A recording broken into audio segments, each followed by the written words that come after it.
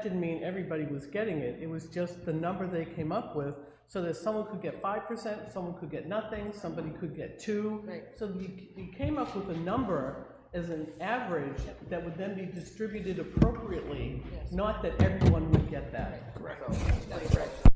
That's correct. That is correct. And the rationale was also, if we did not expend all that for increases, it would be returned directly, it would not be going into the general fund. And Chief, quite honestly, I'm surprised to hear you say there's no raises in your budget, because I assumed there was.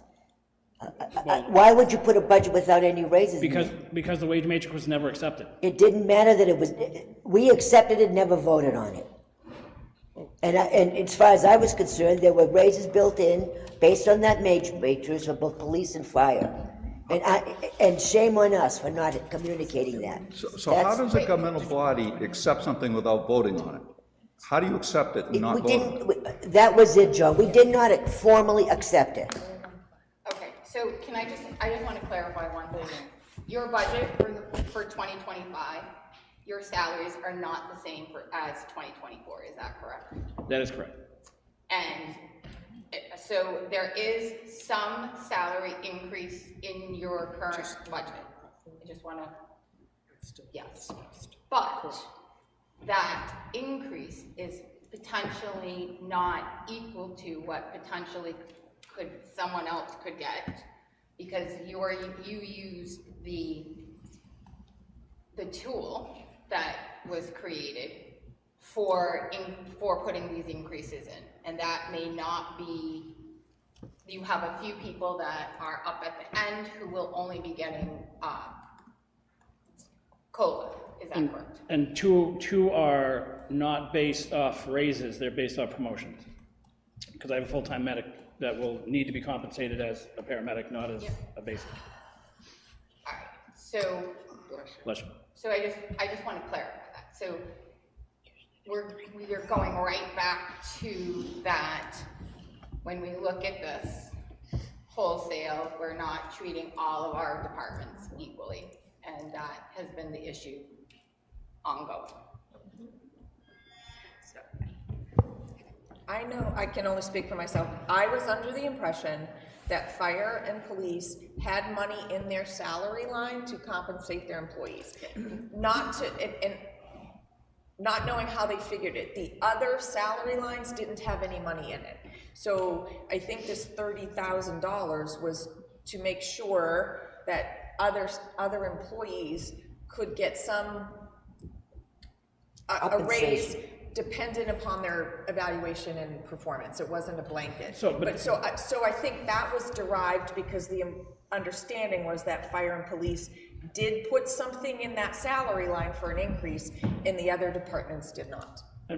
My issue with the equitable treatment, I guess, if that's what I said earlier, is, so I have an employee that comes, he's my inspector. He does after-hours inspections, comes to a lot of meetings here at the town hall. He's, according to that wage matrix that wasn't adopted, he's at his ceiling. The other employees that you guys are going to be giving these 3%, 4% raises to may be at their ceiling. We don't know that, but you're offering to give it to them anyway. So all I'm asking is that for that employee that is, if it's a performance-based raise, it's not based off of like a schedule of steps, right, then make it fair to all departments. So I would love to see 70,000 put in there. We took the $1 million out. You guys did for the bridge grant. I think that was a smart move. I would like to see $70,000 put in for, again, not across the board, but employees that were performing to the best of their abilities and beyond in 2024. Thank you. Do I need to stay here? You probably should. Okay. Get comfortable. So you actually answered one of my questions just with that last statement. So I agree with what John is saying, that we've had this problem for years and how we treat the employees. And when we asked for the wage matrix 4 years ago, this is exactly the situation that we didn't want to happen, that the budget committee saw coming up in the future. So unfortunately we're here, but our job today is that we have to figure it out. And we don't have the luxury of just sitting back and saying, nothing's gonna change and I don't agree with this, so I'm just gonna vote no on everything. Because we have to fix it. So the question is, how do we fix it for this year so that our employees are treated fairly and as equitably as we possibly can do? And my question is gonna be, what's your suggestion to fix it? And I want to clarify, I'm not just focused on police and fire. I totally agree with the 30,000 for town hall and highway. I just trying to be as fair and equitable as possible, in my mind. Can I ask to clarify something? Is the police, if the police, I don't want you to speak for the police chief, that's a little unfair, but would he be in the same situation as you describe your department? Because he's more or less follow the same model that you I believe so. I believe he has, yes. So he does have one person that is. The pay increases for police and fire that are in the budget are not for performance-based. They are purely to get people to where they should be, or in the case of police, he had contracts with some of his employees from 3 years ago, that it was a 3-year contract, that they would get increases after getting to different levels in the 3 years. So that's what those increases are. None of them are for performance-based. And also in fire, like we voted to, at the meeting with the fire department, we did increase some of the pay, but it was for the temporary people that come on, right? Yes, call the per center. diems. The per diems. I think that might be part of where the confusion lied, that we remembered increasing some pay, but it wasn't for your full-time employees. So I just want to remind everyone that 3% of all salaries, all full-time salaries, is $67,000 rounding to 70, and when you calculate benefits and Social Security, and it's $20,000. So that was calculated a few weeks ago. So it was $70,000 across the board and $20,000 to the benefits and Social Security, and that was calculated. So that is the number that should be across all departments. So if we were to do something like that, we would need to reduce fire and police to their current salaries, and then increase 70,000 plus 20,000. Well, not 20 because it's already been assessed. No, because the increase, we can't reduce their pay because the increases in there are not performance-based. They are per contracts. Some of them are per contract, but some of them were put in for increases for the matrix.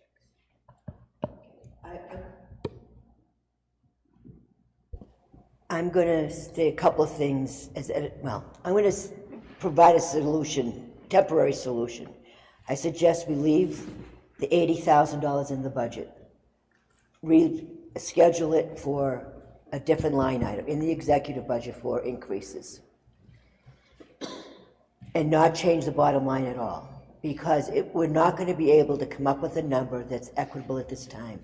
And it's not a guaranteed raise for every employee, absolutely not. The only thing guaranteed is the COLA, which is 3.2%. I rue the day we ever heard the words wage matrix. I'm sorry that the board did not adopt it formally, and that's part of the problem. And I know several of us on the board assumed that both police and fire had followed that wage matrix and moved people along, not thinking of those that maxed out, because we have no provision at this point for those that maxed out. If you leave the $80,000 in, I'll make the same promise I made last week, that we will account for every dollar of that $80,000 spent on wages, number one. And number two, whatever is not spent on wages out of that $80,000, wages and benefits, I'd have to include benefits, would be returned directly to the voters, would not become part of the general fund. It's the only way I can think of a solution that moves us forward. Now, we would still have to review the step increases in police and fire that we assume went with the matrix.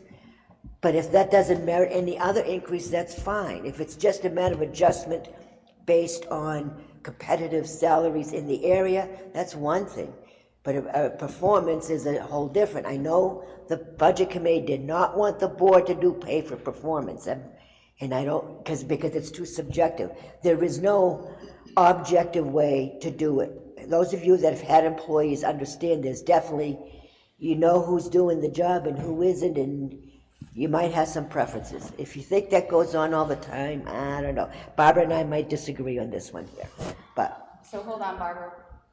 anyway, so I would suggest you leave the 80,000 in, move it. Don't leave it in, because it can't be a contingency. So just, we've already removed it, so, and the current motion on the floor is to add $40,000 to pay for performance. Okay. I would have put, I would have left the 80,000 in, because we don't know how much we're gonna need. So, to the fire chief. So in the past 3 years, the salaries have gone up for the fire department from $649,437 to $928,191. That's $278,754 in 3 years. It's $92,900 a year. So to say that we haven't been fair to the fire department is a little bit insulting, because we brought you up to where you told us you needed to be. So there's... And I think you misconstrued my disappointment. Okay. It wasn't disappointment from my department. It was disappointment that you only looked at those two, and probably because everybody here thought we were on a wage matrix for the police and fire, which we're not. The reason that, and I thank you for bringing my employees up to where they should be, and the problem that we saw a lot on the wage matrix when we were gathering information was that this is basically a game of racehorse. So Kingston goes up. Then all the chiefs call me and say, hey, what are you paying? And then the next year, East Kingston goes up. Then the next year, so at some point, yes, I agree that all boards in every town are gonna say enough's enough. And I proposed it before, years ago. I think that's where regionalization is gonna come into play. But the problem at the same time is the people who work at town hall haven't had that. Their wages has not gone up $92,000 each year. And again, I don't wanna... So giving them an increase for 3% or 3.5% based on performance, I believe is fair. So, and I agree, but the money that was brought into the fire and police was simply to catch us up to the 21st century. So, because up until that increase, I was paying a full-time firefighter to run into a burning building, to do CPR on a baby, to do anything in between, $20 per hour. So to bring them up to now $26 an hour, which still, you can go to McDonald's and flip cheeseburgers for more than $26 an hour. But, so that wasn't, the money that was brought up, the hundreds of thousands of dollars, was simply to bring them up to the average New Hampshire salary. So that wasn't performance-based, and conversely, if there was a DPW or a town hall employee that was grossly underpaid, and that's how my whole concern for this 30,000 started, because it wasn't just, hey, employee A should be making $30 an hour, but they're making 15. If the 30,000, and just my opinion, if the 30,000 was solely based off of that, bringing people up to where they should be, and not sold to the community as a performance-based raise. Because I have guys that are doing great things, and gals, just like DPW, just like police, just like town hall, just like I'm sure the library does. So performance, to me, a performance-based raise is totally separate from I don't want to call it a catch-up, but a injection of bringing up to where the standard is. I don't, I can't. So again, it's nothing to do with the past money that was given to police or fire. Okay, so I can probably tell you, any viewer out there probably is going, what the heck? Because I'm totally confused. I am not, but they are, but I still could be. So some clarification. Before I agree with Ellie about the 80,000, I personally don't think that 40,000 is going to be enough to do exactly what Graham is saying, is to be fair to everybody. For clarification, are we going with 3.5 COLA, then a performance review to bring them up? The money that's in the budget is a 3.2 COLA across the board, plus the current motion on the floor is $40,000, adding $40,000 to the paper performance line. And for clarification, who's going to do the assessment for paid performance? Department heads, and then they would have to get the money moved from the paper performance line to their budgets.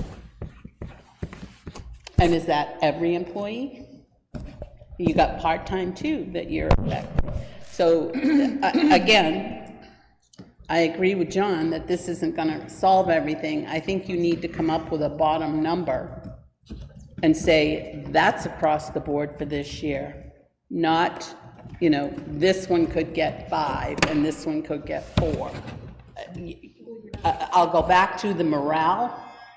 Again, is going to get tanked, and we're going to be back to trying to find employees, and they all see it. They know it. At small towns, you see it. You know, if you got 20% between the two, and I'm exaggerating that number, and I only got COLA, okay, I would analyze myself to a degree of why did I only get a COLA, but however, was there, you could also be opening yourself up, was there any notification of how terrible you are all along so you weren't going to get a raise? I mean, I know it's a stretch, but somewhat true. Right. Those are all things that need to be put in place to operate. And correct, but we need to call it something other than pay for performance. We've said years past, we're not doing pay for performance. These people are being brought up to a salary level that they should be at. So we need to call it something else. It used to be called salary adjustment line. Let's call it salary adjustment line then. I'll change it right now. Hold on. I'm gonna go here because I saw this hand first. Go ahead. So I just want to make sure that whatever number it is, benefits are included in that number, because if we say 40,000 and then we have to calculate benefits, the raise pool is way lower than, so whatever number we come up with, let's please make sure benefits, if we say 40,000, it's 40,000 inclusive of benefits, or whatever the number is, right? Well, this is all fascinating. I thought I saw at the selectmen's meeting that there was a number, might be a valid number, I don't know, for actually doing sort of a wage matrix for the town. Was that discussed Monday night at the selectmen's meeting? Yes. It was. Do we have that number? We do. Would you like to share that with us? Well, yes, I will share it with you, and I will also say that with all due respect to all the effort that's gone into wage matrix up to this point, the bottom line here is that we don't have an end product to work with, and it is causing a lot of what's happening at this table right now. So, and to Mr. Cranberg's point earlier, having a non-involved third party with no dog in the fight is really the appropriate way to do it. I know we tried to do it the other way. I think we need a professional product done, and I was provided a price of approximately $18,000 to do a full wage and classification study for Kingston based on 45 classifications of employees. So moved. That's my point. And to follow that,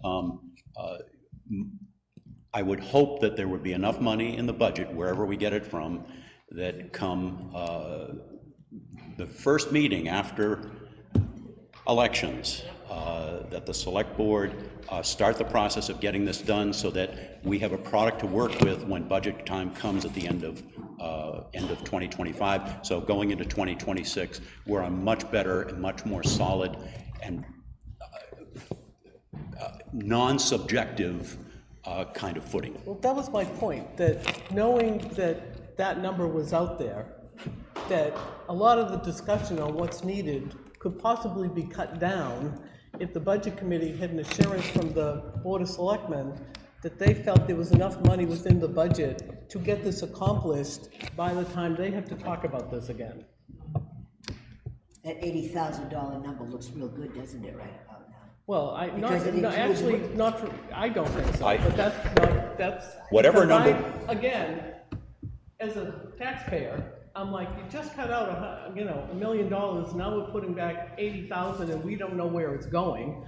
I understood the 40 because I understood where that was going, and my understanding was that at least half of that was going to a group of people in a building that hasn't had this done while they kept waiting for everybody else's to be done. And then because their job descriptions were so convoluted, because over the years, anytime a new task came out, a person was given that task rather than hire somebody else who could do it. So because it's so convoluted, it was my understanding that it wasn't just we were being kinder to these people, it was because, and I apologize to anyone listening, they've been screwed for the past few years, where everybody else's, because yours is paramilitary, was easier to define. Yep. And that's why that bulk was going to that department. And in my opinion, it's about time for that. The rest of it, I don't know about, because a wage matrix is supposed to be that every year you increase the top part by at least the COLA, so that nobody does hit the ceiling yet. You just are able to do that. And then you might have a process where if somebody hits the top amount, they get a bonus instead of, depending on their job performance by their department head. None of that's been done yet, so nobody can keep referring to something that hasn't happened. And maybe it can happen this year, and that eliminates a lot of discussion. If you all think 80,000 is the number, that's up to you. I was happy with 40. But at 80, I'm a little like, really? But, if you're gonna get rid of the contingency fund, and you're just gonna put all 80 into a salary adjustment, then I guess it doesn't really matter. Sorry. Anyway, I'm just saying, do the thing. So I would like to make an amendment, so we need a better bottom line than just moving and replacing, I think. You're amending your motion. Yes, because I think the 40 is not efficient. I think we should put the wage matrix, let's round it to 20,000 instead of 18, just in case we go over a little bit. Good idea. So I think that there should be 20,000 put into the budget for the wage matrix study specifically for that, not just let's find it in the budget, let's put it in. And then on the number for salary adjustment, rather than pay for performance, but we'll call it salary adjustment. We do need to increase that. So we've been basing it on 3% of every employee, but we keep hearing not every employee is going to do that.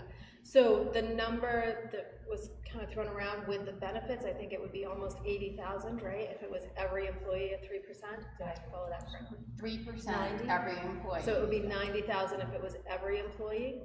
Including benefits, that number includes benefits. And Part-time, like every employee. Okay. That was for all employees, Yep. 70,000. Part-time, 20,000. full-time, benefits, everything. Okay, so that would be for every employee. Do we have an estimate on how many would probably be done this year?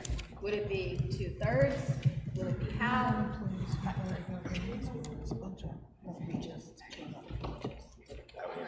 I was gonna answer that question. Okay.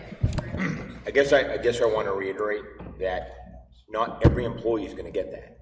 That's really not what it was designed for, because if we have to visit the fire department, the police department, just to look at their salaries, just to look at them, because we're gonna look at everybody, right?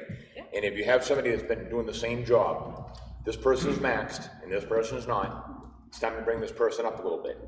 And that's the whole purpose of it. They all get the COLA, right? To your point, that some people need to be brought up, some vice versa. It's gonna be different. I mean, people are, if I'm doing a job, we're doing a job together and she's getting paid more than I am, I'd like to be brought up a little bit because we're doing the same job. Yeah, absolutely. She's not gonna get mad because she's making the money. I mean, we try to be fair to everybody. Right. It's definitely What not. I'm trying to get to is. It's definitely not a blanket What are we sweep. gonna put for a number? What am I going to amend my motion to? I think that For a 90, what they number. told you, So you think that we should do 90? that's what they're recommending, the So budget. you want me to amend it to 90 90. plus 20? And I also, So we removed 80 and now we're gonna put in 111. back to the budget. I'm gonna hold on the amendment. I would like to come back to it, but I want a little bit more discussion. Just a couple things I'd like everyone to consider. First of all, I've been here for 20 years, and for the first 18, I never got a COLA. Now everyone gets a COLA. Second of all, Barbara, respectfully disagree. If you give a 3% to everybody, that's gonna affect morale, because if Graham and I work together and Graham busts his butt, and I don't, and we both get the same increase, that's gonna affect morale. So, one point, rather than call it a wage matrix, could I suggest that, because that's a poison word, call it a compensation consultant? Yeah. Okay. And the other thing is, forgetting the motion, don't the selectmen have in their power the ability to make a determination on their own, even if this hadn't gotten to this point, in their consultant line item, to reach out and hire a compensation consultant without a specific direction or line item authorization from the budget committee? Sure. Yes. Okay, because I'll tell you what I'm worried about. If the budget gets defeated and you've got a line item in there for compensation consultant or wage matrix, then under the default budget, they're not going to be able to do that. And my concern is that the selectmen are probably sensitive to the fact that, yeah, we got the right to do that under this consultant, general consulting line item, we can do that anyway. They really wouldn't want to defy the vote of the people, so. So that would be in the contract. So right now, let me- so I just wanna, Yeah, so I just pulled it up. So consulting and outside services currently, the proposed budget for 2025 is $500. And then we have contracted services. that's what I was looking at, yeah. Exactly. Yeah. Exactly where that is. So line item for 130-08 consulting and outside services currently has $500. Contracted services is $26,000, and then we have for the water system, that would be separate.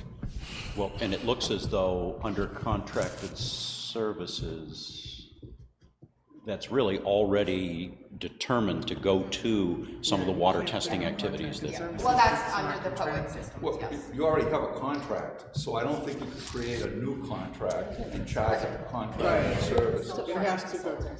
So it would be under consulting and outside services. So the So- 20,000 we could add there. Correct. Just because I'm a pretty simple guy, I guess I would propose to put $100,000 into call adjustment. 20 of that to be guaranteed to go to the study, salary consultant, whatever Mr. Pramberg so eloquently put it.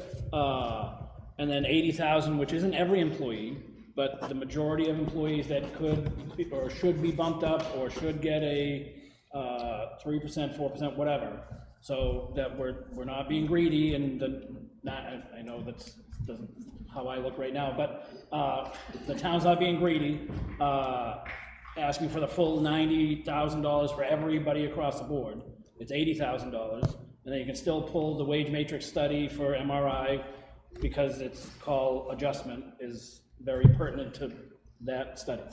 So just keep the 80,000, put that in call adjustment, make it 100,000, and then move on to Article 10. Just Well, my, except that Elliot said, oh, I'm sorry, Elliot said that if we put that 80 in, we're gonna keep track of every penny, and anything that doesn't get spent on salaries is going back. Yes. So if you put the other 20 in there, that's not being spent on salaries, it needs to go back. So it really does need to be two separate line items. No, it doesn't. We just keep track of it in a spreadsheet. That's how I keep track of all of our other different things. So I just wanna go You guys back, are forgetting the I'm bottom going back to the line motion, we're gonna go back to the motion. You retracted your motion for 40,000, is that correct? I was gonna amend. Okay, So yeah.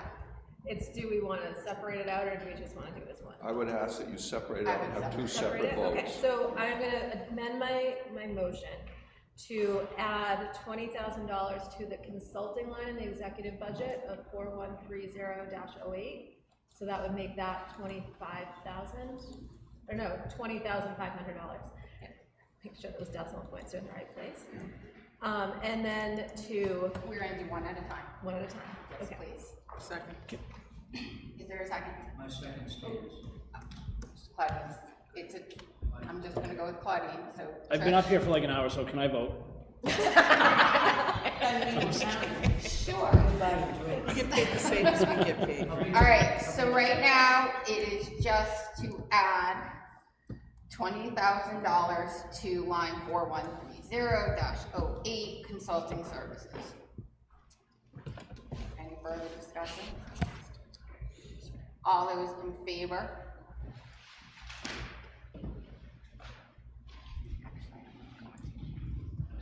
I'm going to abstain from this.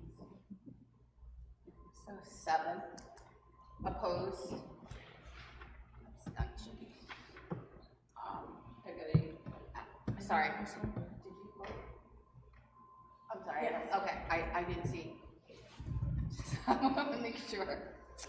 So 801.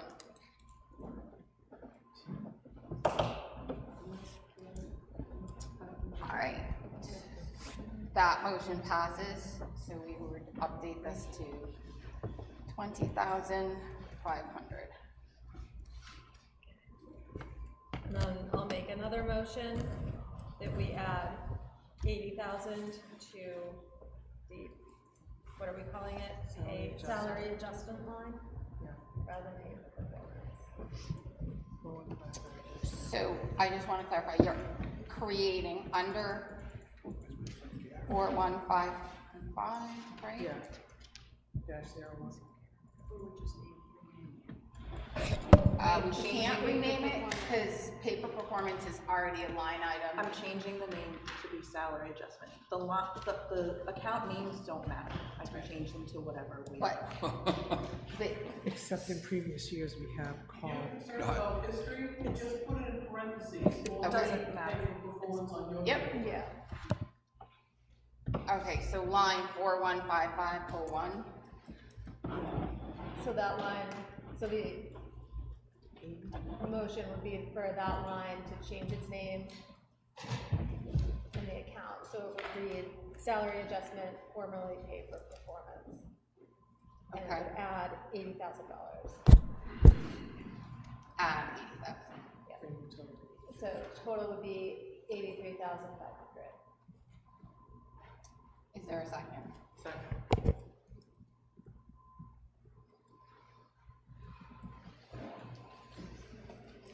So this is just it's in that game. It is. Just so. Nailed it. Understand now the number, because I thought 80,000 was the total number needed to give everybody the, whatever it was. So what do you still need the 3,500 for?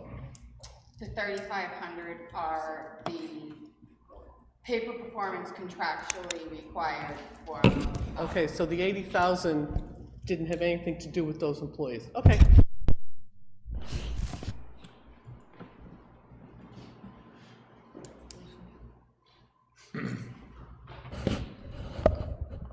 I'm not running for the salary consultant position or anything, but just to point out that salary adjustments are discretionary, and some of our services that we require for the town are more inflexible than others.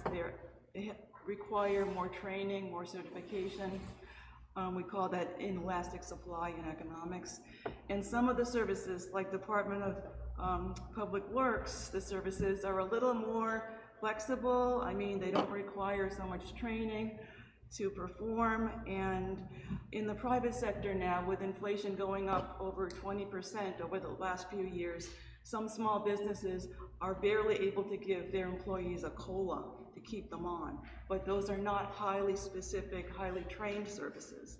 So I would advise our town departments to look at the matrix, don't disparage it or dismiss it when you make decisions, and consider the salaries and any adjustments you make in light of the skills needed and the opportunities elsewhere, and whether it's in line with what's happening in the private sector, as many businesses are closing if they have to increase, and the employees are just hanging on right now.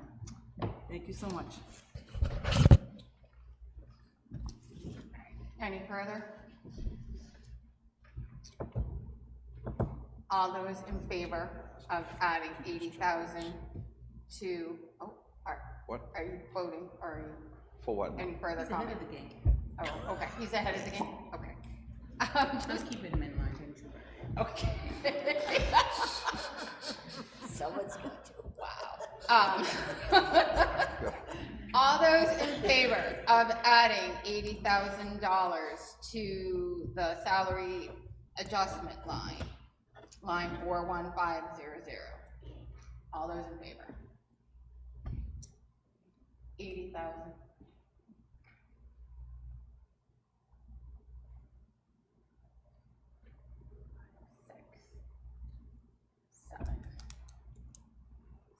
Opposed?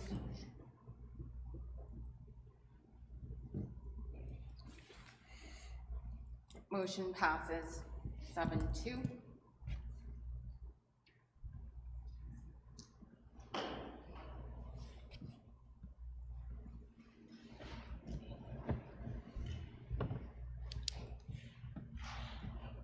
So now we have the final budget number.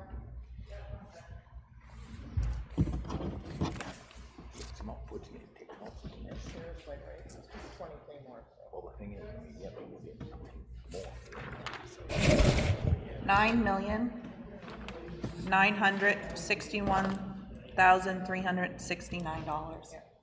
9 million what? $961,369. 369. With the tax impact? I have to go to, hold on. It's a separate, $5.09. $5.09? Yep. 2 cents more. 2 cents more.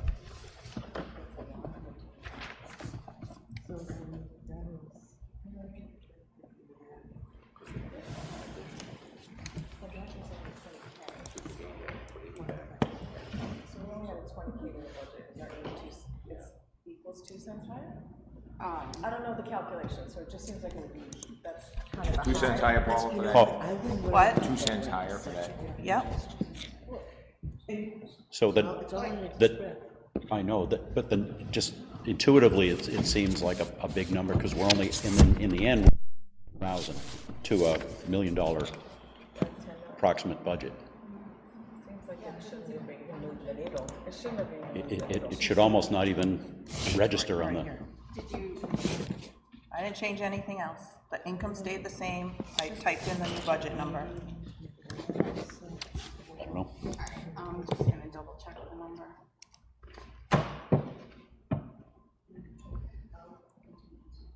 Yeah, the contingency fund came out completely. But did we put it back in? Right. Did, Paula, did the 80 come out of, Yep, I typed in the 99, the new number.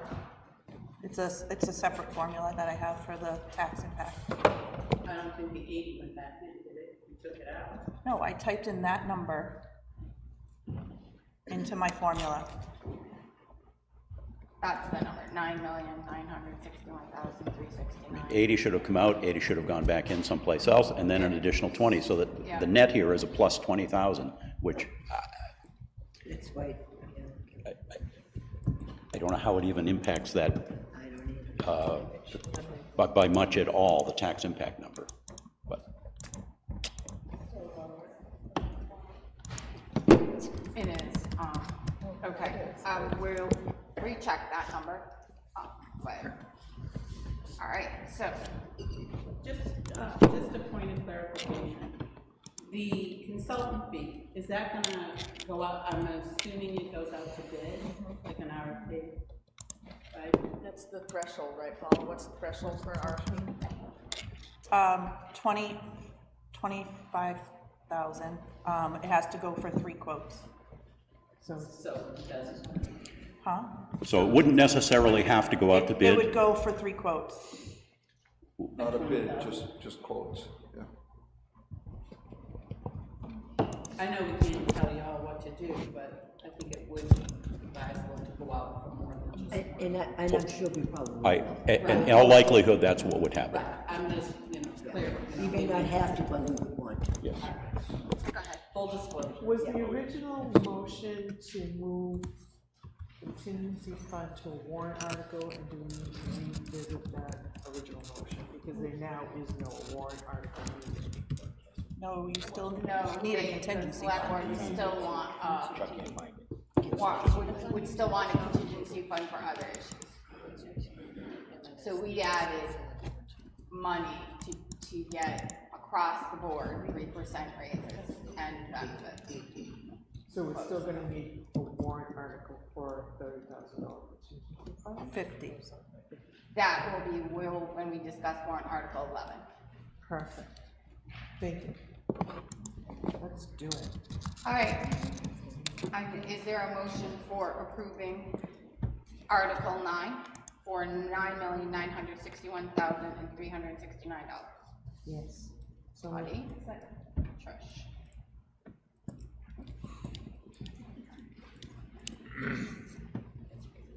All those in favor of approving Article 9?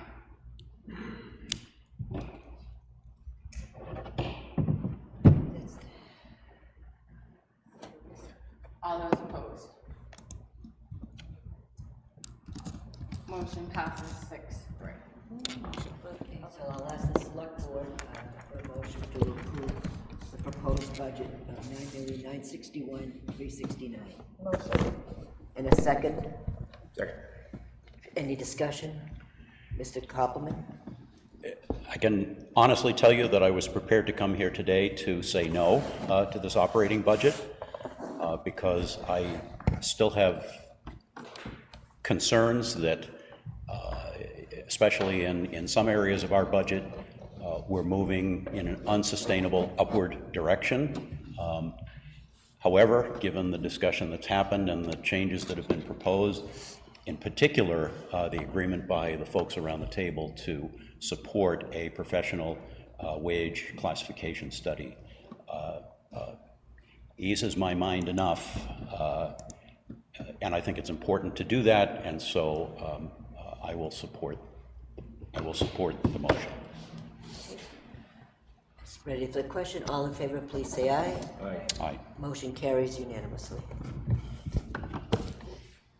Can I just confirm it was 6-3 for budget and 6-3 4-0? for budget. 4-0. For select board. Okay, thank you.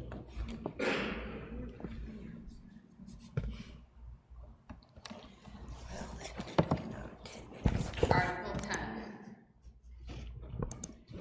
To see if the town will vote to authorize the tax collector to allow a 1.5% deduction from property tax when payment is made prior to the due date. It is the responsibility of the taxpayer to take the deductions. Deductions are not taken by the taxpayer on or before the due date will not be refunded.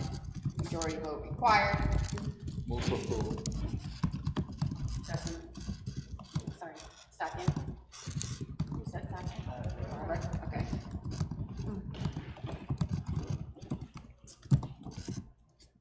Any further?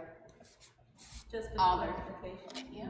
Just because this older generation of me included, just to make sure when it says it's the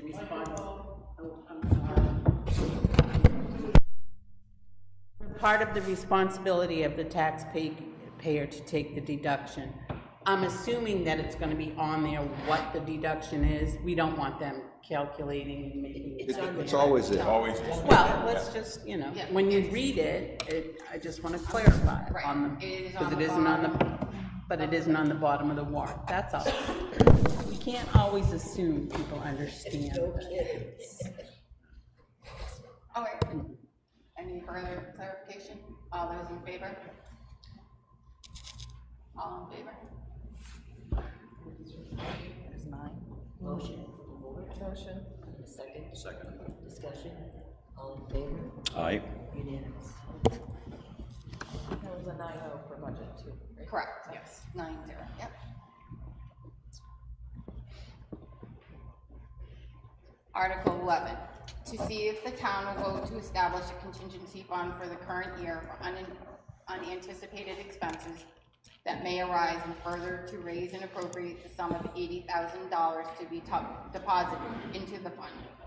Any appropriation left in the fund at the end of the year will lapse to general fund, unassigned fund balance. Use of these funds will be pursuant to RSA 3198-A, RSA 32:11, majority vote required, tax impact, 6 cents per thousand.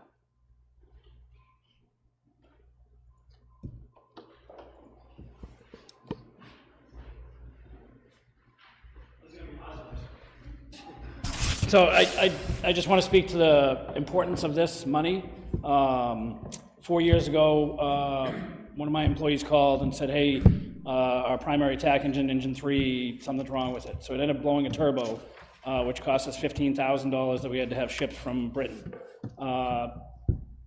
Without this fund, that truck would not have been repaired as quickly as it was. I didn't have the money in my budget, so Ellie was on the board at that point, and we started the repair a week later after we got the part. So I would ask for support with this article. Thank you.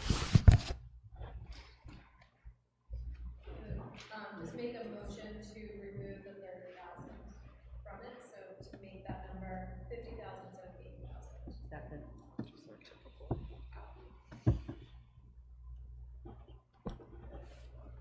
All right, are we, so this is not our warrant article, so I just want to get a point of clarification. We can recommend that, but it is the select board's warrant article. But you're still, if this is still your hearing, Yeah. so you're still directing Okay, traffic. all right, so is there a second? Second. Trish, Mark? Oh, Barbara, okay, sorry. And any further comment or questions?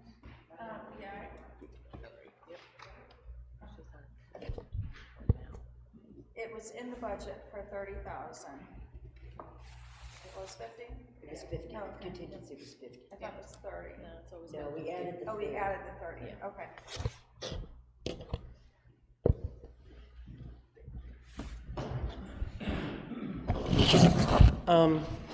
You had in 80, you all decided 40,000 was what was gonna be needed for salaries, which would have left this in the budget, had it been able to be in the budget, at 40. The board is, well, you had 80, if you move 40, It was originally. I know it was originally 50, but if you put in 80, No, we added 30. you added 30 to 50,000. Yes. Which made it 80. 30 was just for the pay. Well, 50 was I'm gonna contingency. clarify that. Once the Board of Selectmen had $80,000 in the contingency fund, they could have used it any way they wanted to. So 40,000 of it could have been used for salaries, leaving another 40,000 for contingency. I think 40,000 is enough. I know it's starting to sound like, well, if it's 40, might as well be 50. But you've already added in an additional 20 over last week's, you have a shortage of over $200,000 in revenue from what you had last year for tax impacts. So you can't forget that. So since you've already got the addition to the budget, I think 40 is more reasonable for the taxpayers. It still gives the Board of Selectmen contingency they need. Also knowing that if any of the emergencies come up have anything to do with infrastructure, they have a $4 million fund they can pull from if they need to, that they do not need any public vote on. They just have to have a public hearing. I'm not encouraging that, but I'm just saying at this point, if you're going to keep adding to everything, it's going to really start to add up and impact the taxes, especially, as I say, you have a shortage of over $200,000 in revenue from last year. So I just think, you know, it's a new thing, it's 40, I think that's enough. Can I please? The select board is authorized to spend $9.961 million. 40,000, 50,000, are you serious? We're gonna argue $10,000? The contingency, that's correct, it is our money, it's not your money, it's our, everyone in this room is a taxpayer. And we've had a $50,000 contingency fund for many years. Comes back every year to the taxpayer. We rarely spend it.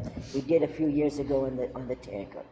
So if you entrust us to spend $9 million, I think you can entrust us to spend it.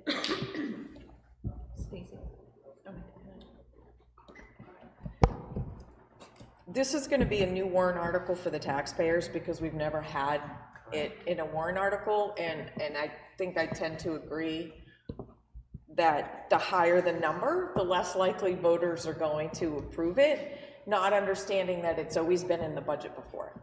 So we, you know, discretion might be, you know, the better part of this particular warrant article, because if it fails, then we don't have anything.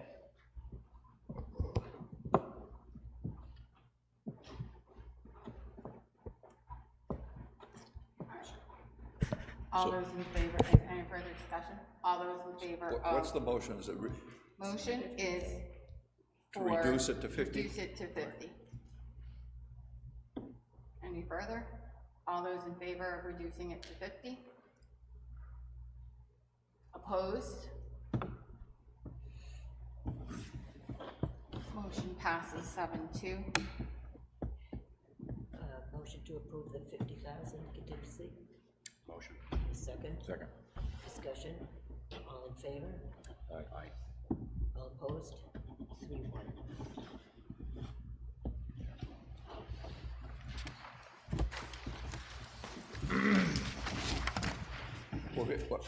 Well, I don't really Yeah. It care, changes the tax rate to 4 cents.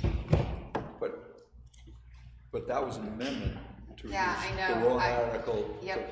50.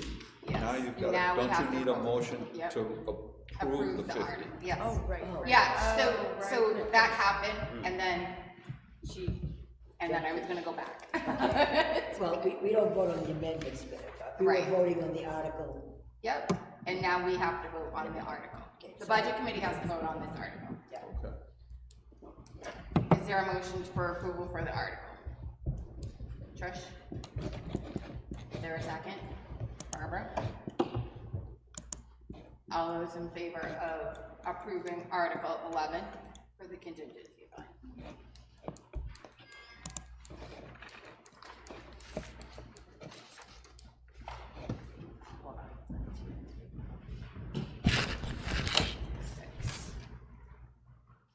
Opposed?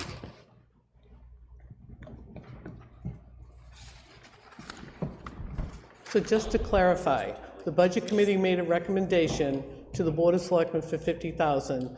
The Board of Selectmen voted to change their warrant article to say 50,000. And then the Budget Committee voted to approve the changes proposed by the Board of Selectmen. Correct. Yes, that's, And so now we're voting on the 50,000. yes. What was the vote by the budget committee? What was the vote by the budget? The budget committee was 6-3 to approve the, warrant article. So the board, motion to approve the amended article. Motion. Second. discussion, all in favor, please say aye. And then that's unanimous. And it's at 50,000, 4-cent tax. 50,000, correct. What was that? Sorry. 4 cents. 4 cent, thank you. Perfect. Article number 12, to see if the town will vote to create 2 full-time firefighter paramedic positions. Further, to raise and appropriate the sum of $149,808.88 for salary, benefits, and gear uniforms for 9 months. If approved, these positions will become part of the operating budget in ensuing years. Majority vote required. Estimated tax impact, 11 cents per thousand.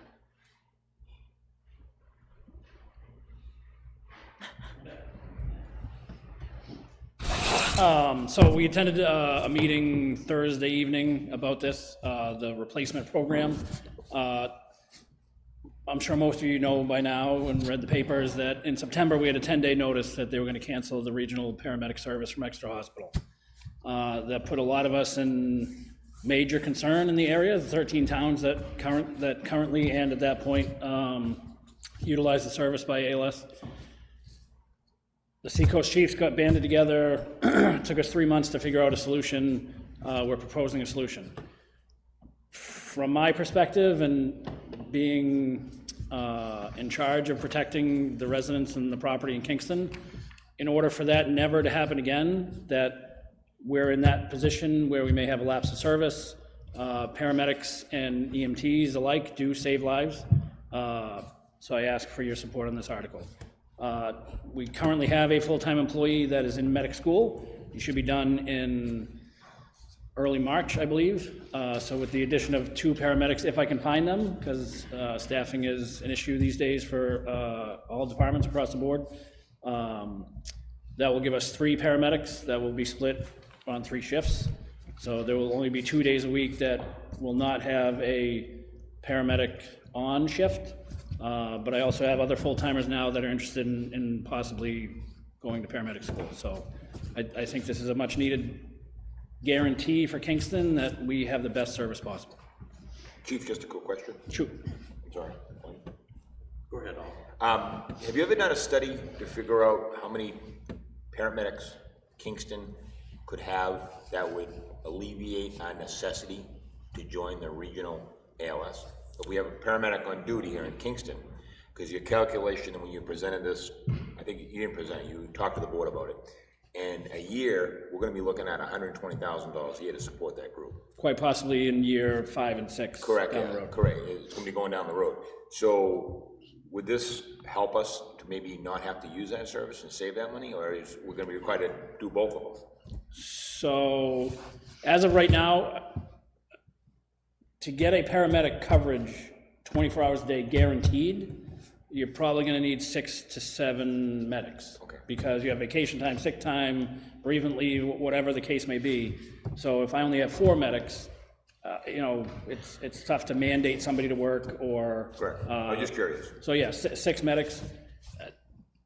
I'm hopeful that this program will last for years to come, but the fear is always there that with a budget proposed from the Chief of Plasto of $1.7 million to run this program, you need more than 10 towns to buy in, or that's going to charge Kingston $170,000. So at some point, and again, I'm hopeful this doesn't happen, but at some point there's going to be, a minimum number of departments that need to be involved. We utilized ALS transporting-wise in 2023 81 times.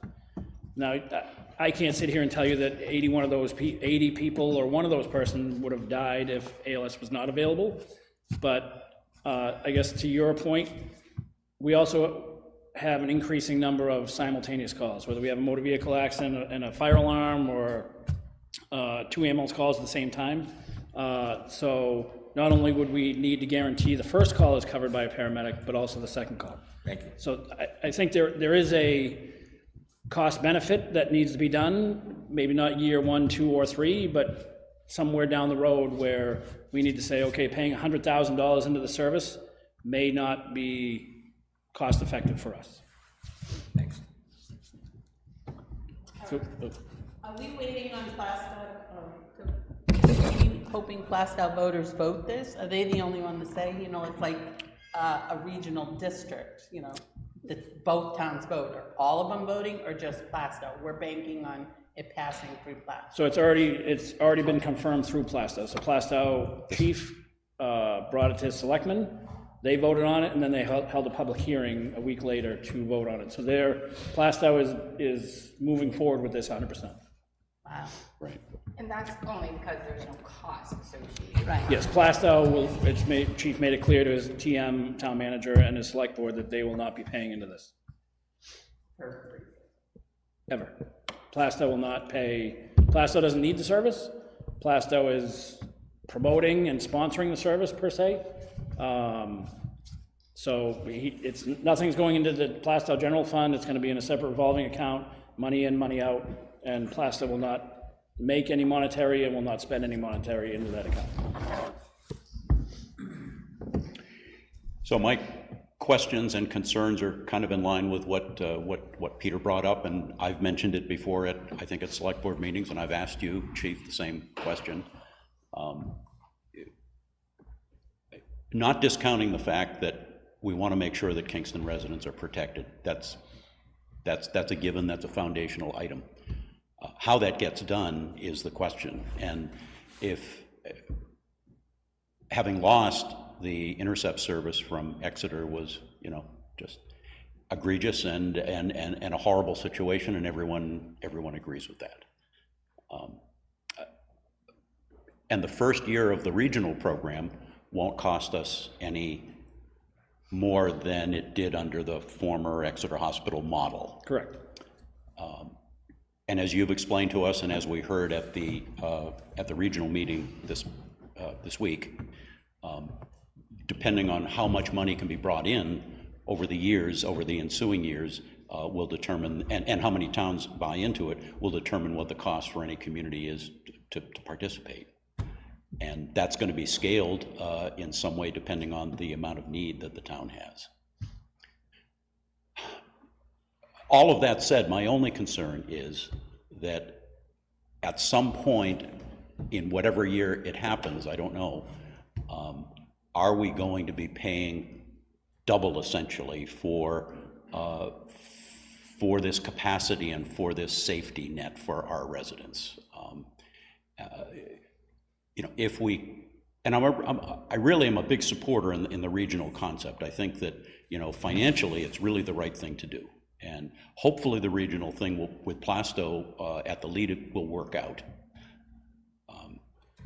But I would hate to be at the point where we are relying on that regional service and that we're also fully staffing a paramedic corps. And granted, it's there as a backup and as a safety net, but and depending on how much it would cost for us to be in the regional thing,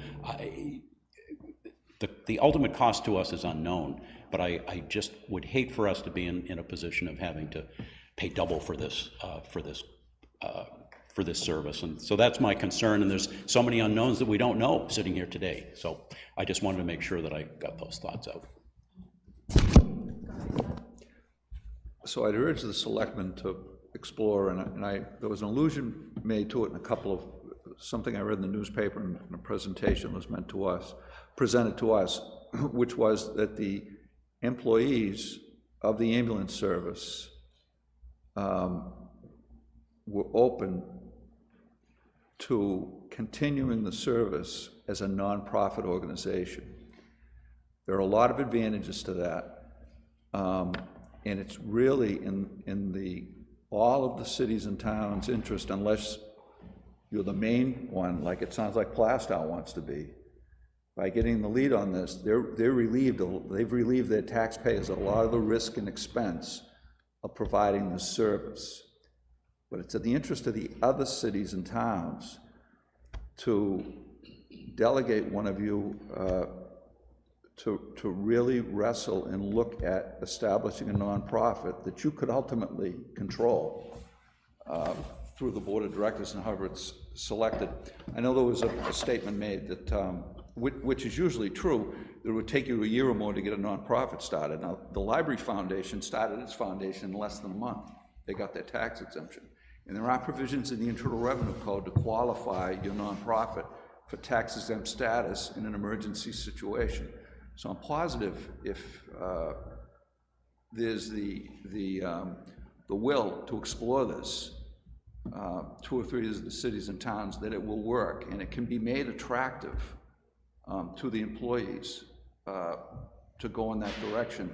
And it relieves a lot of the expense, pensions, benefits, and other things can be provided on a nonprofit basis that are attractive to the employees and relieve the taxpayers of that advantage. So I really urge that not just Kingston, but other towns look at that. So we did have 3 proposals before us. We had a private, we had a nonprofit, just like Mr. Pramberg said. The current employees of Exeter ALS proposed a nonprofit solution to us. The problem with that is in October, when these presentations were made to the Seacoast Chiefs, it would have cost the town of Kingston $120,000 right then. So although the words nonprofit can be deceiving, because they still need an operating cost, and their budget was $900,000 more than Plastow's proposal. So, and they also said, not just to get their nonprofit status, but to stand up. They needed a location because they didn't want to go into a fire department. Plastow will be in Brentwood Fire Department and one in Plastow. So it would have cost the town, would have cost each town, the 13 towns, $120,000, and it would have taken at least, they said they could not have done it by March. So Exeter ALS is done at 4 p.m. on March 21st. Plastow, as of right now, has already gotten $1.2 million from Beth Israel. So they will be up and running by 6 a.m. on March 21st. The other thing is, and again, why this is a fluid situation, like Mr. Kaufman had said, so we have $2 million from Beth Israel. We also have a private donor that's been at several of our meetings, that at the last meeting, the donor said, hey, it'd be great that if we had the ribbon cutting on March 21st, we had a vehicle all lettered. We discussed it. We found pricing for $51,000 for a Tahoe like I drive, and the donor said right there, go buy it. I have a check for you today. So we've also talked, and part of the working group that I'm involved in is also trying to find funding elsewhere. So hopefully, if in a perfect world, it'll never cost $120,000 to the town if we can continue with those donations and other funding streams available. One of the donor had brought up a list of basically homework for all the chiefs, and there's a rule, I forget what it is now, the IRS rule 170C, I think, which is allowing a taxpayer to donate to the town for a specific cause and make it tax deductible. So I talked to finance, she said, yep. She talked to IRS, we're all set, we've already done that. So now with those 13 to 18 towns, you know, including Newfields, there's a lot of money in Newfields, and there's potentially a lot of money in Kingston. So if we get donations and we can solicit those donations for that specific service that will go to that service, not to our general fund, then that will help alleviate some of the costs as well.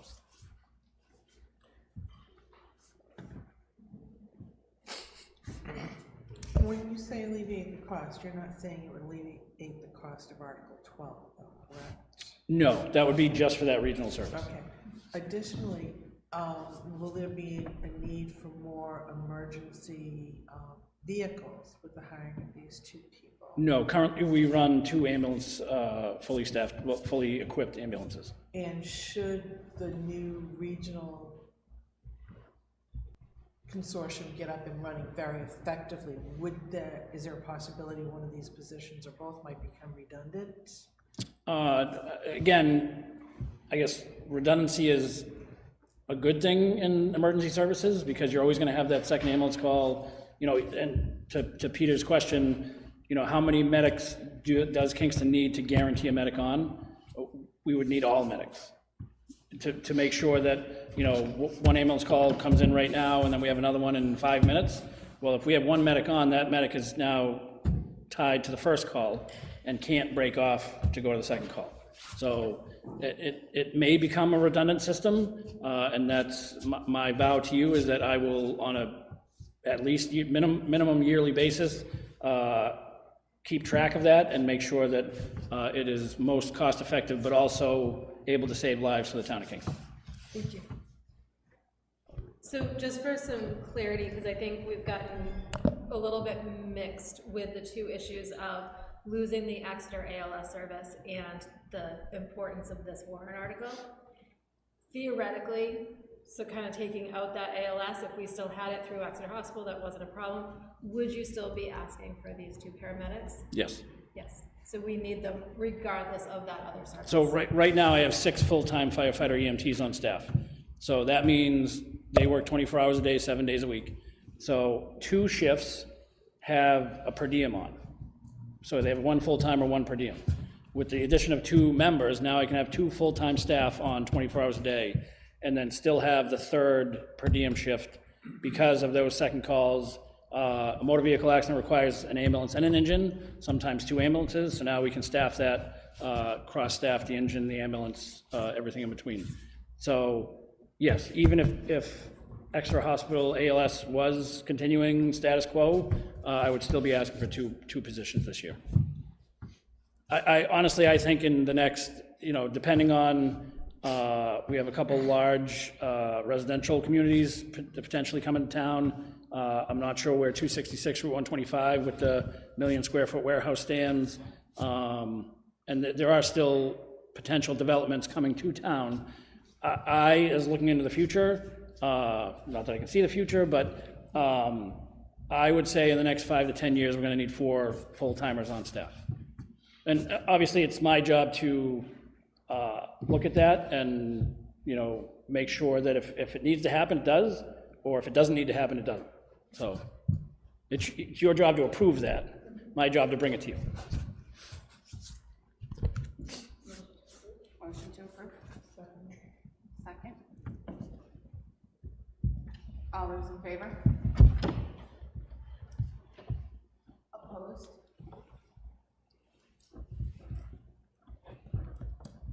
Article 12.8.1. Motion. Second. Discussion. All in favor? Thank you, everyone.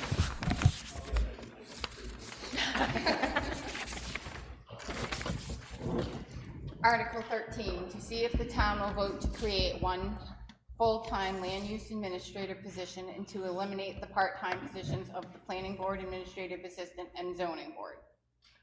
The planning and zoning boards have exponentially grown over the years, and the need for the position to become full-time has arose. Further, to raise and appropriate the sum of $22,588.46 for salary and benefits for 9 months, to be added to the $48,360 currently in the proposed operating budget.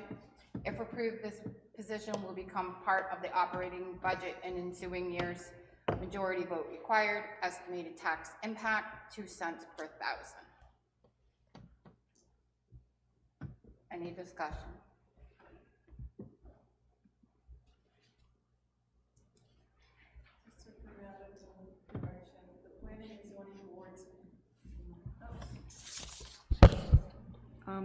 Just a correction of the language. The planning and zoning boards have exponentially grown. I think they mean the duties have grown, or the tasks, perhaps. Thanks.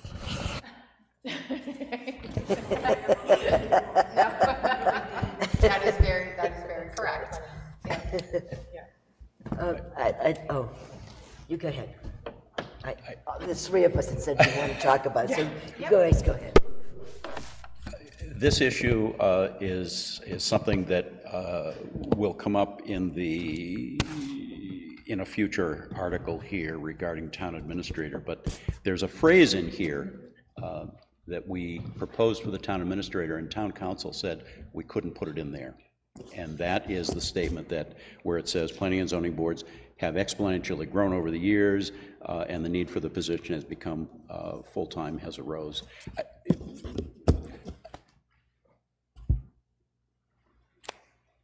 We had a similar statement in the one for town administrator, and we were cautioned to remove that because it was considered electioneering. So I'm just bringing that. It could be influential, like, Right. you know, you're really leading people instead of just being factual, so. So I'm just throwing it out there just as a question, since we were cautioned on the other article about that statement, or a similar statement. To delete the whole sentence, is This that? was brought by legal, and this was not one of the changes she made. Understood. I realize all these went to legal, but just as of 2 or 3 days ago, Are you recommending that we remove that from the warrant article? well, You to be said- consistent, yes. It is your warrant article, so you can amend it. Well, actually, whose warrant article? This is the planning board. No, it's not. No, it's select Okay. board. Okay. So should we move that entire sentence? Yes. Is that your proposal? That's my proposal. Is there a second to that amendment? Second. Can we amend, even though it's not? This is your warrant article, we're looking at that. Further discussion? I'm sorry, I was trying to follow along. What sentence is it? It's actually the second full sentence that starts, "The planning and zoning boards have exponentially grown." And it starts with V and ends with arose. Okay, got it. Thank you. Discussion? All those in favor of the amendment, please say aye. Aye. Aye. Opposed? I'm opposed. It passed the muster with the attorney, I don't see a reason to take it out. This is the third year in a row we're asking for it, so I would like to leave it in. But my colleague said no, so it comes out. So, Any further discussion? Is the same employee the land use administrator, the planning board and the zoning board, is it the same person? It is. yes, I thought so. Yes. And what do they do for hours normally? they're about 30 hours now, I think 32. They're at the max. Yeah, So it's not designed, like zoning has 20 and planning has 20? no. It's already combined already, basically? Yeah, We're it's- just asking to make it 30. Her pay is separate in the budget, Yeah, for zoning and Right. planning, but it's one position. So she usually does, it depends on what's going on. yeah. But overall, it's about 30 to 32 hours a week combined. And this also, making it full-time, can cut into overtime, I'm assuming? We could reduce some overtime? Or is There's she- no overtime. There's no There's no overtime now, And it would be an exempt. and no benefits now, No benefit. no benefits. What do you mean an exempt position? Meaning it's she's exempt, she wouldn't have overtime pay. She's exempt salary. Exempt from Yep. overtime. I would like to add, also, I think if, your board there does a little research, she works a lot more than 32 hours a week. Oh, I She know. works from home, she does everything else, but her monetary figure is capped at 32 hours. So that's what it is. But she has a lot more than 32 hours a week in that job. And I Very busy. understand that Yeah. too, and that goes back to the wages, if we were to do that. Correct. I'm just asking about the position, not the person No, and the extra they no, get. the position requires that extra work is what I'm getting at. It's not the person, it's the position requires extra work than 32 hours a week that's put in and not compensated for. So with this, this says it would eliminate the zoning board position, is that correct? It would eliminate the part-time position for zoning and planning. It would become one position, Full-time. full-time. So, right, so, So okay. planning board So administrator. that, those assistant, two salary zoning lines would board. then be combined? Yes. So one would be zeroed out and then it would be, I would say probably zoning would be zeroed out. That 48,000 is the pay in the budget right now for planning and zoning. So I would say the zoning part would be zeroed out, and then I'd create a new line up in planning. So doing the math going next year, what would the salary be?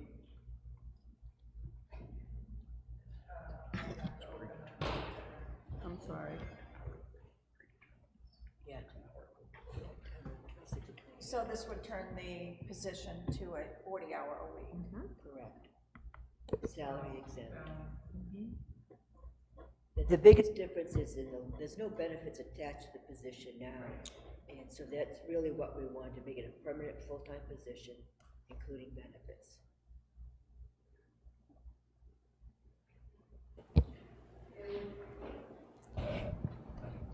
It would be, 60,275.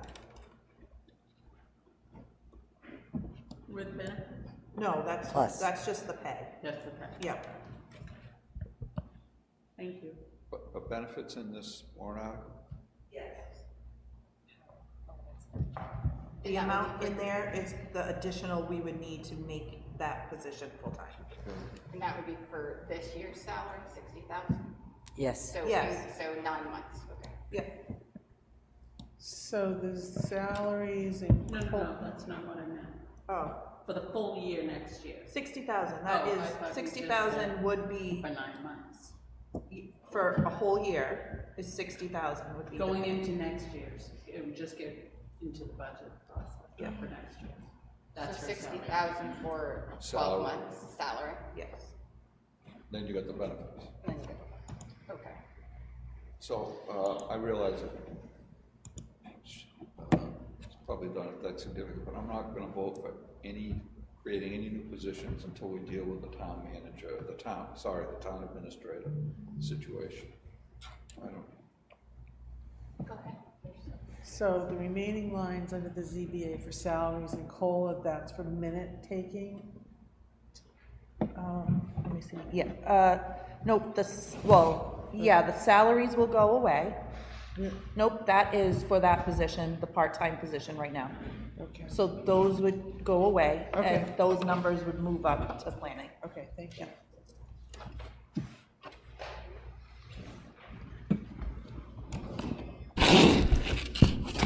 I wasn't gonna speak to this again, but based on some of the discussion, if you don't work in the town hall and you're not involved with land use in any way, you don't recognize how important this position is to the development of the town. It's the first line for anyone calling about anything to do with development and things of that nature. Person working 32 hours a week, 30 to 32, and working at home, I just want you to know that because this person isn't full-time, they don't get paid for holidays, they get no vacation pay, they're not entitled to any of that. But yet, this is an important and vital position for the town, and when you talk about morale for a person who's working in this position, not getting paid for Christmas really just slaps you in the face. So I'm just saying that this is a vital position to the town that a lot of people don't recognize how important it is.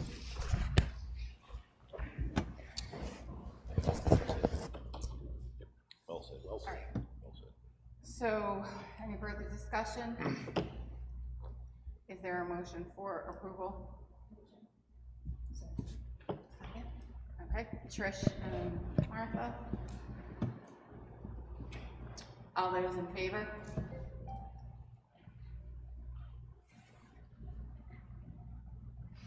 Seven. Opposed? Recommendation to be by 7-2. Motion to approve? Motion. Second. She's not here, but You will count on vote when she I gets wait for it, back. well, we have three. So you're seconding? Yeah, so I'll second. Okay. All in favor? Aye, aye. Aye. So it would pass. Oh, wait a minute. Wait. Can we hold that vote? We're voting on the planning the land use person. Article 13. All in favor? Unanimous. 4-0. And that is to take that one sentence out as well, correct? Correct, that amendment As was amended. made, as amended. So what was the budget committee? 7-2. Thank you. Alright, Article 14, to see if the town will vote to raise and appropriate the sum of $50,000 to be added to the fire apparatus replacement capital reserve fund previously established. Majority vote required, estimated tax impact, 4 cents per thousand. So moved. Excuse You might as well just stay there. Hang out.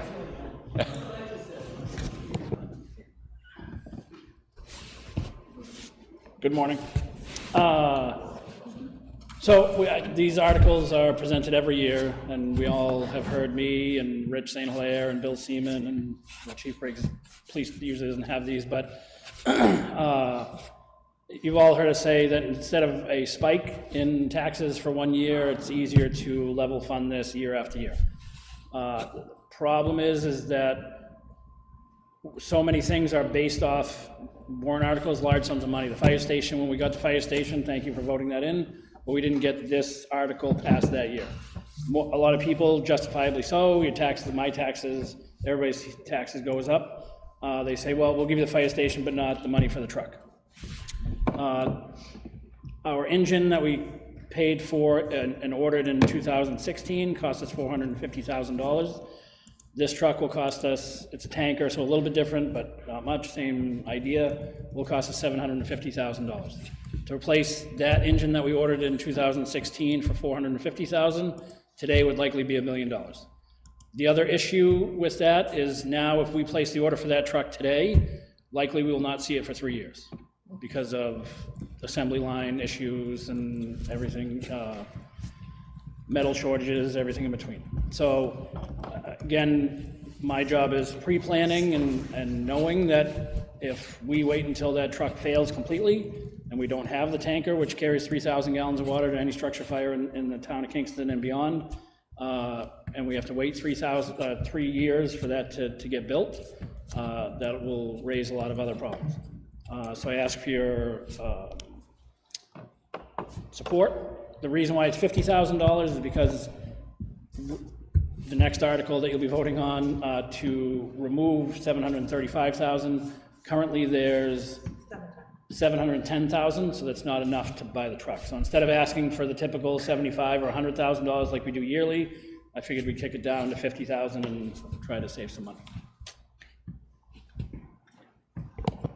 I just want to bring up those two warrant articles together. The reason that we are a little bit short and we're asking, or the fire department, town is asking for that money to make up that difference on that tanker is because last year that $50,000 was not approved. If we had approved it last year, we wouldn't be short this year. And that's where that importance of that capital fund comes into play. I think, not to correct you, but I think it was $75,000. When I took over as chief 5 years ago, it was $85,000 on a yearly basis. Obviously, with the cost of goods going up, I bumped it up to $100,000, which Phil did, I believe, when he took over.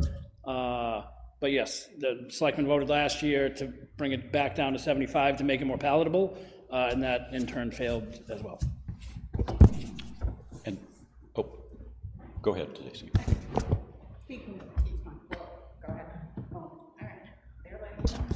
Thank you. Somebody go.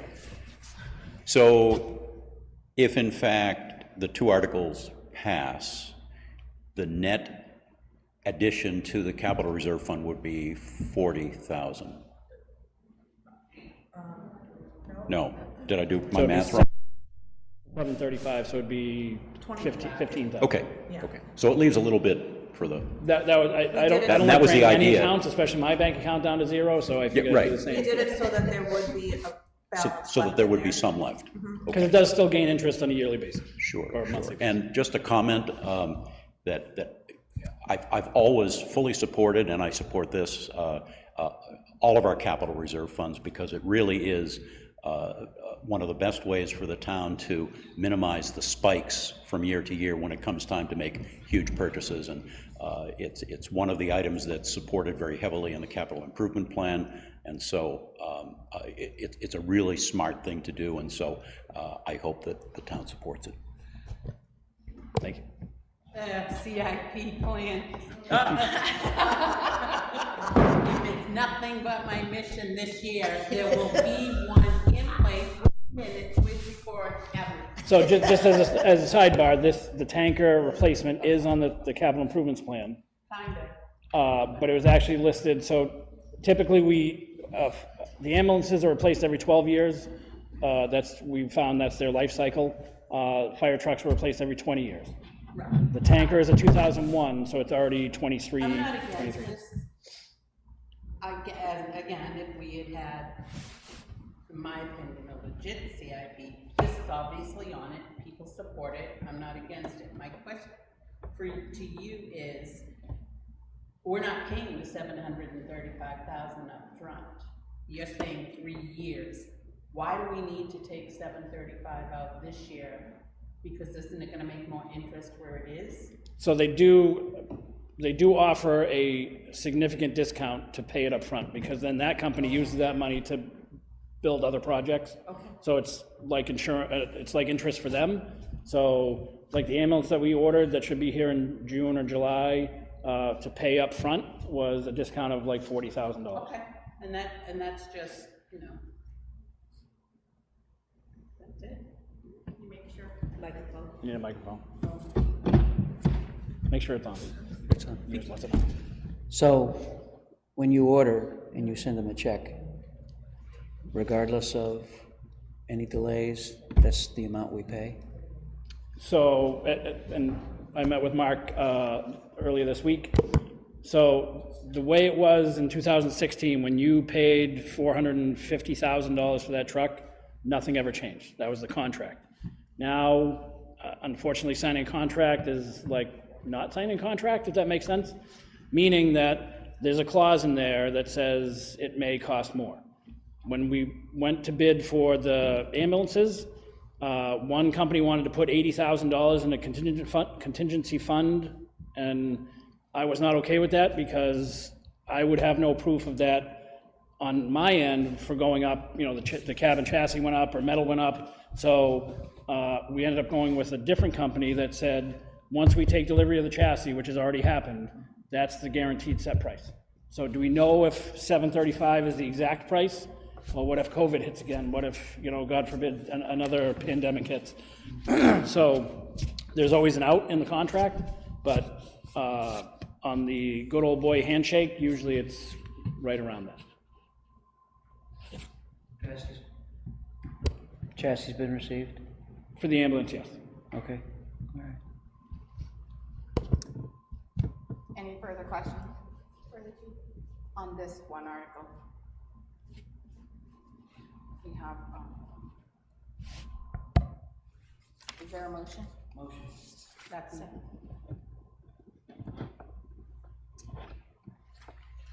Further discussion? All those in favor? Further discussion?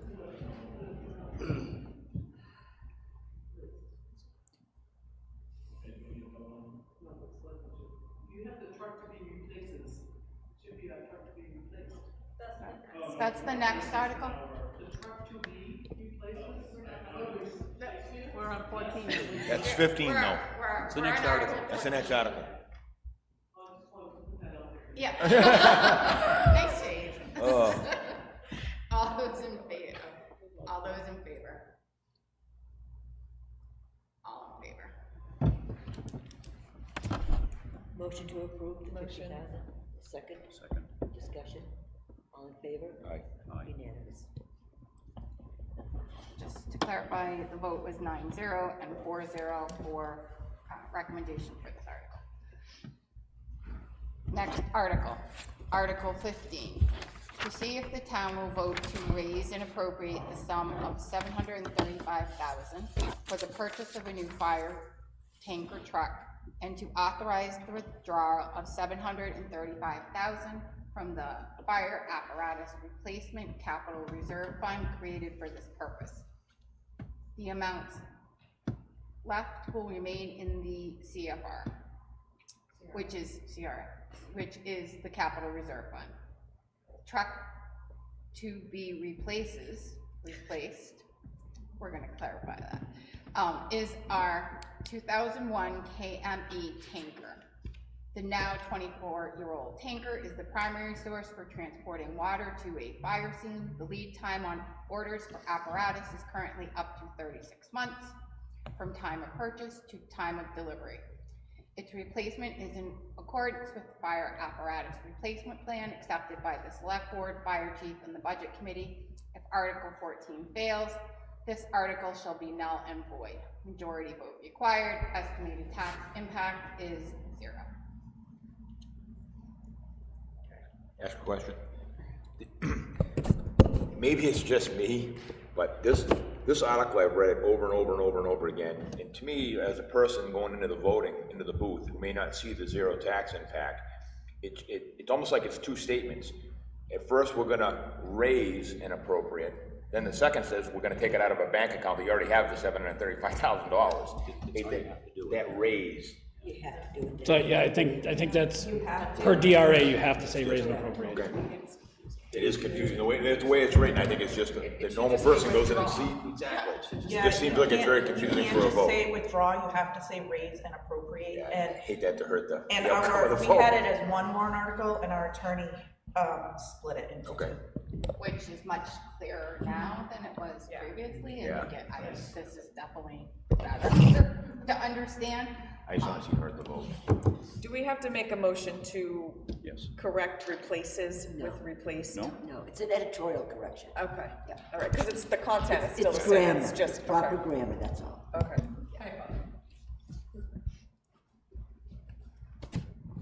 Do we already have a customer for the old piece when it goes, or? No, so, what? So, like with the ambulance, they wanted to give us $20,000 for a trade from the company that we're purchasing the new ambulance for. Our old ambulance, they wanted to give us $20,000. So I went on, there's a couple national sites that buy used ambulances. They were all around 18 to 21,000, but then you had to ship it down there and all that good stuff. I did find the town of Danville. They came over, looked at it, and they're gonna give us $25,000 for it. So I would do the same thing with the tanker, and whatever monies are left will go back into the capital reserve, if there's anything left from the trade-in or outright sale. So it would go into the general fund and go into the capital reserve fund? Yes. Oh, great, thanks. That was sort of my question as well, but I was also curious if you have any idea what that tanker might be worth on the market today, say.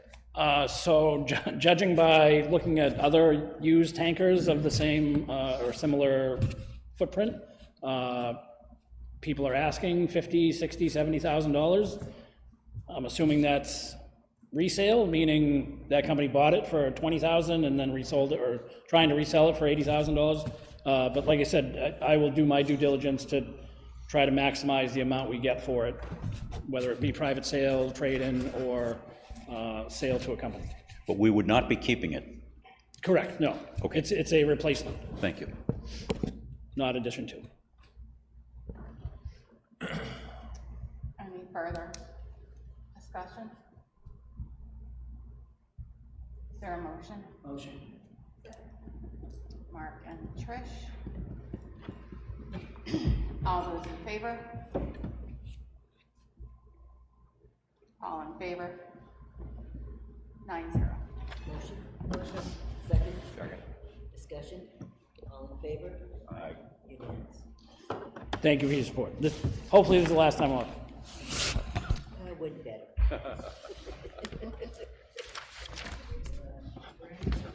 Would you like to take a short break? That would be great.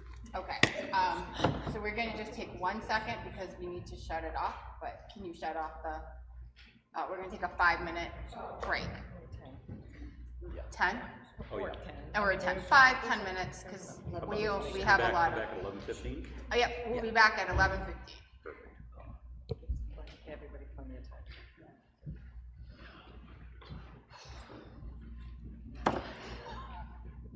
Okay, it's not gonna be 5.5 hours, but it's Close. Somebody close.